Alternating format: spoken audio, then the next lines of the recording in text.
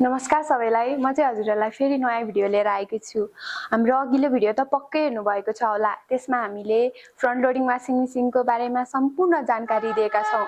यदि हेर्नु भएको छैन भने अवश्य हेर्नु होला। र यो भिडियोमा चाहिँ मैले हजुरहरूलाई टप लोडिङ वासिङ मेसिनको विशेषता र यसलाई कसरी प्रयोग गर्ने भन्ने बारे भिडियो लिएर आएको छु। अन्तिमसम्म हेरेर साथ सपोर्ट गरिदिनु होला। यो चाहिँ एलजी को टप लोड वासिङ मेसिन हो। यसमा चाहिँ 10 इयर मोटरमा वारेन्टी हुन्छ भने सर्भिसिङ र पार्टमा चाहिँ 1 इयर हुन्छ। यसमा चाहिँ 3वटा स्मार्ट मोसन हुन्छ, एजिटेटिङ, रोटेटिङ र स्विङ, र यसमा टर्बो ड्रम पनि हुन्छ। यो चाहिँ 360 डिग्रीमा घुम्ने भएकाले यसले चाहिँ कपडाको धुलाइ राम्रोसँग हुन्छ र स्मार्ट मोसनले चाहिँ ड्रमलाई फरक तरिकाले घुमाउने भएकाले कपडाको धुलाइ चाहिँ हातले जस्तै राम्रोसँग सफाइ हुन्छ।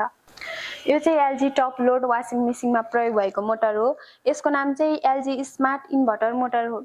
यसमा चाहिँ बीएमसी बल्क मोल्डिङ कम्पाउन्डको प्रयोग भएको हुन्छ।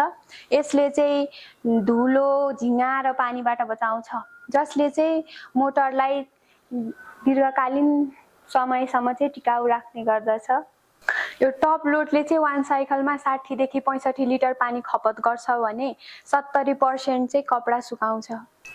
साथै यसले चाहिँ अरूको तुलनामा 36% कम विद्युत खपत गर्छ र आवाज र भाइब्रेसनलाई नि कम गर्दछ। देख्न सक्नुहुन्छ यो चाहिँ टप लोडको टर्बो ड्रम हो र यहाँ चाहिँ सरफ हाल्ने ठाउँ छ। हजुरहरूले चाहिँ यहाँ सरफ हाल्न सक्नुहुन्छ र हजुरहरूको यदि कपडाको स्मेलको लागि सफ्टनर हाल्नुहुन्छ भने चाहिँ यहाँ रहेको छ, यहाँ हाल्न सक्नुहुन्छ। यो चाहिँ जेट स्प्रे हो। यसबाट चाहिँ पानीको फोहरा आउने भएकाले यसले चाहिँ कपडामा भएका जिद्दी मैलाहरूलाई चाहिँ पखालेर सफा गर्ने काम गर्छ र यसमा चाहिँ हेपा फिल्टर हुन्छ। यसले चाहिँ कपडामा आएका फोहोरहरूलाई चाहिँ जम्मा गरेर राख्ने गर्दछ। यसलाई चाहिँ समयमा निकालेर सफा गर्नुपर्छ। हजुरले यसलाई निकाल्नको लागि चाहिँ दुवैपट्टिबाट प्रेस गरेर यसरी निकाल्न सक्नुहुन्छ र यसलाई यसरी खोलेर फालेर अनि फेरि यसरी दुवैपट्टि प्रेस गरेर अनि यसरी हाल्न सक्नुहुन्छ।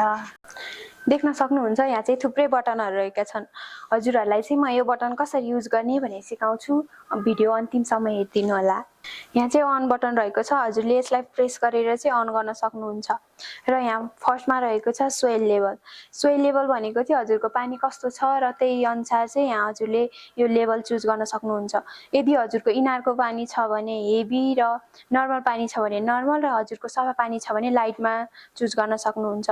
र यो चाहिँ बिपर भनेको चाहिँ हजुरले यसको आवाज चाहिँ कतिको राख्ने, हाई राख्न चाहनुहुन्छ भने हाई र लो गर्न चाहनुहुन्छ भने लो र यसलाई आवाज रहित गर्न चाहनुहुन्छ भने चाहिँ अफ गर्न सक्नुहुन्छ। यहाँ चाहिँ वाटर लेभल रहेको छ। हजुरले चाहिँ यो बटन प्रेस गरेर चाहिँ वाटर लेभल चुज गर्न सक्नुहुन्छ। हजुरले थोरै लुगा हाल्नु भएको छ भने चाहिँ 3-4 चुज गर्न सक्नुहुन्छ र आधी भन्दा बढी हाल्नु भएको छ भने चाहिँ 6, 5, 7, 8 चुज गर्न सक्नुहुन्छ र भरि हाल्नु भएको छ भने चाहिँ 9, 10 चुज गर्न सक्नुहुन्छ। यहाँ चाहिँ वास रहेको छ। हजुरले चाहिँ यहाँ बटन प्रेस गरेर वास टाइम चाहिँ चुज गर्न सक्नुहुन्छ। जस्तै यहाँ छ 6 minute, 10 minute, 9 minute, 14 minute, 13 minute. हजुरले चाहिँ कति मिनेटसम्म चाहिँ धुन चाहनुहुन्छ हो त्यति मिनेट चाहिँ चुज गर्न सक्नुहुन्छ। यसमा रहेको छ रिन्स। यसमा चाहिँ हजुरले कति टाइमसम्म कपडा चाहिँ पखाल्न चाहनुहुन्छ त्यो अनुसार चाहिँ यहाँ टाइम चुज गर्न सक्नुहुन्छ। 1, 2, 3, 4 गरेर चाहिँ हजुरले यहाँ बटन प्रेस गरेर चुज गर्न सक्नुहुन्छ। यहाँ चाहिँ स्पिन रहेको छ। स्पिन भनेको चाहिँ कपडा सुकाउने हो। हजुरहरूले चाहिँ कुनमा कपडा सुकाउन चाहनुहुन्छ? लोमा सुकाउन चाहनुहुन्छ भने लो र मिडमा सुकाउन चाहनुहुन्छ भने मिड र हाईमा सुकाउन चाहनुहुन्छ भने हाई छ। यस चाहिँ बटन प्रेस गरेर हजुरले चाहिँ चुज गर्न सक्नुहुन्छ। यहाँ प्रोग्राम रहेको छ। प्रोग्राम 1 मा चाहिँ नर्मल भनेको चाहिँ हजुरले नर्मल कपडा खायो भने चाहिँ नर्मलमा चुज गर्न सक्नुहुन्छ। टर्बो वास भनेको चाहिँ हजुरको 4 कपडा छ भने चाहिँ यसमा चुज गरेर धुन सक्नुहुन्छ। र क्विक वास, यसमा चाहिँ अब कम फोहोर भएको कपडा छ भने चाहिँ हजुरले क्विक वासले गरेर धुन सक्नुहुन्छ। र स्ट्रङमा चाहिँ जिन्सहरू हजुरको हार्ड कपडाहरू चाहिँ यसमा स्लेक गरेर धुन सक्नुहुन्छ। प्रिवास प्लस नर्मल, यसमा चाहिँ हामीले चाहिँ अब कपडाहरूलाई चाहिँ एकछिन भिजाएर राखेर धुने गर्छौँ, जसले गर्दा चाहिँ कपडामा भएका जिद्दी मैलाहरू चाहिँ गएर कपडालाई चाहिँ राम्रोसँग पखाल्ने धुलाइ गर्ने गर्छ। एक्वा रिजर्भ, यसले चाहिँ कपडाहरूमा भएका पानीहरूलाई चाहिँ निचोर्दैन र जसले गर्दा चाहिँ ड्रममा केही पानीहरू चाहिँ रहेको हुन्छ, जसले चाहिँ हामीले अर्को साइकलमा कपडा धुँदा चाहिँ त्यही पानी युज हुने भएकाले हाम्रो पानीको पनि बचत हुन्छ। जेन्टल, यसमा चाहिँ जस्तै उल साडी, हजुरहरूले अब साडीहरू हुन्छ नि पार्टीमा लगाएको हो त्यस्ता कपडाहरू धुन सक्नुहुन्छ। टप क्लिन भनेको चाहिँ ड्रम सफा गर्ने। हामीले चाहिँ बजारमा वासिङ मेसिन ड्रम सफा गर्न चाहिँ ट्याब्लेटहरू पाउँछौँ। हामीले चाहिँ त्यो ट्याब्लेटलाई ल्याएर चाहिँ वासिङ मेसिनको ड्रममा राखेर चाहिँ सफा गर्न सक्छौँ। हामीले त्यो ड्रम चाहिँ 2 महिना वा 3 महिनामा सफा गर्न सक्छौँ, जसले हामीले चाहिँ त्यो ट्याब्लेट हालेर र यहाँ बटन सिलेक्ट गरेर चाहिँ हामीले सफा गर्न सक्छौँ। त्यो सफा गर्नलाई चाहिँ 1 घन्टा 44 मिनट टाइम लाग्छ। हामीले यहाँ सिलेक्ट गरेर यो बटन थिचेपछि चाहिँ हाम्रो ड्रम सफा हुन्छ। डिले भनेको चाहिँ हजुरहरूले चाहिँ कपडा कति टाइमसम्म धुन सक्नुहुन्छ त्यो अनुसार चाहिँ हजुरले चुज गर्न सक्नुहुन्छ। यो चाहिँ 3 देखि 18 घन्टासम्म रहेको हुन्छ।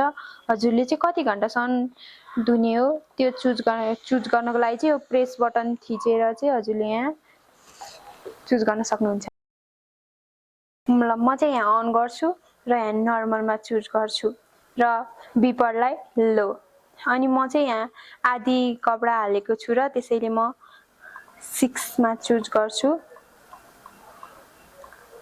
अनि यो वास टाइम चाहिँ म 21 मिनटको लिन्छु र रेन्ज टाइम चाहिँ 2 र स्पिन हाईमा गर्छु र नर्मल कपडा हालेको कारण म नर्मलमा चुज गर्छु र स्टार्ट गर्छु। धन्यवाद भिडियो अन्तिमसम्म हेरेर साथ दिनु भएकोमा। मलाई लाग्छ मैले हजुरहरूलाई टप लोड वासिङ मेसिन चाहिँ कसरी युज गर्ने भनेर राम्रोसँग सिकाउन सकेँ होला।